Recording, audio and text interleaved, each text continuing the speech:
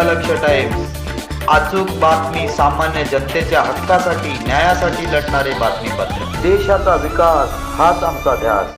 गोरेगाव परिसरात सद्गुरू इंडस्ट्रीज, बाळासाहेब ठाकरे हॉस्पिटलला लागून जय ठाकूर सॉल्व्हेंट नामक स्फोटक तसेच केरोसिन पेट्रोल व अनेक अवैध केमिकल याचा अवैध साठा असल्याची गंभीर बाब समोर आली आहे। एक्सप्रेस हायवे आणि हवेली भागालगत असल्याने आग लागल्यास लाखो करोडो लोकांच्या जीवितांना धोका निर्माण होऊ शकतो।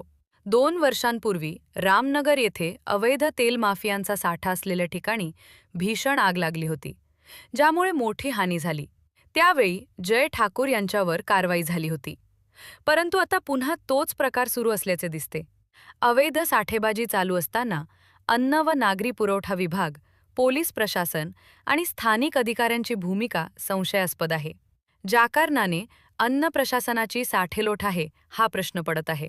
वनराई पोलीस स्टेशन यांनी या प्रकरणाची दखल घेण्यास नकार दिला असून विषय दाबून ठेवल्याचा आरोप आहे। समाजसेवक आणि पत्रकारांनी याबाबत पाठपुरावा केला असता पोलीस आणि अन्न प्रशासनाकडून गुंतागुंतीचे वर्तन, हातावर तुर्रा दाखवणे आणि धमकीचे स्वरूपाचे प्रत्युत्तर मिळत असल्याचे सांगितले जात आहे।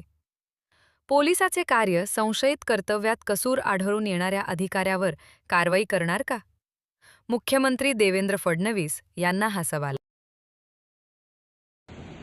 कारण ह्याला अशी परमिशनच नाहीये ना।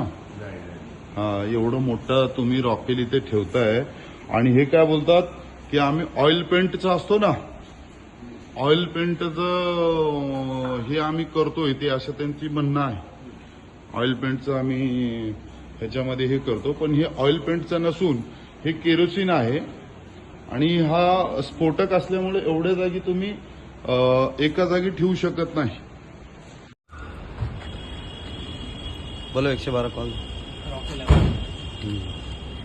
कॉल दे 112 आप भी करो गुड़िया जी।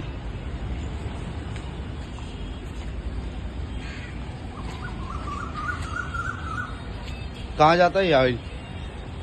हाँ भाई, कहाँ जाता है भाई? तो अभी मैं गांव से आया हूँ। कहाँ जाता है भैया? सर बिल पे लिखा हुआ बिल है सब हाँ, है, उसमें तुम मेरे को एड्रेस पता है, सब- पर ये स्फोटक लेके जाने में तुम्हारे को दिक्कत है ना। तुम्हारा गोडाउन कहाँ है दिखाओ, चलो गाड़ी लो अंदर, नहीं तो और तुम्हारा मचान होगा। अंदर लो गाड़ी, लो अंदर।